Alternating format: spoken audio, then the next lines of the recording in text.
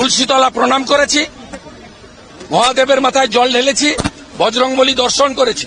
একটা মন্দিরের সামনে 7-8 জনকে দিয়ে না আটকায়নি, দাঁড়িয়েছিল। আমি কোনো কনফ্রন্টেশনে যাইনি। আমি বাইরে থেকে, আমি হিন্দু ছেলে, আমার ঠাকুরকে প্রণাম করে এসেছি, বজরংবলী দর্শন করেছি, মহাদেবের মাথায় দুধ ঢেলেছি, তুলসী চাপিয়েছি, বেলপাতা চাপিয়েছি, আর যে তুলসী চবুতরা ভেঙেছে তাকে প্রণাম করে এসেছি।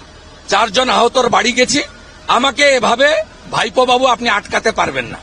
আর আপনার পুলিশের কীর্তিকলাপ আমি ভিডিও করে নিয়ে গেলাম, হাইকোর্টে জমা দেবো। দেখুন মাইকে কিভাবে, আরে আমি যখন তৃণমূলে ছিলাম বলেই তো তোর পিসি মুখ্যমন্ত্রী পুরনো আমার ভাষণ বাজাচ্ছে।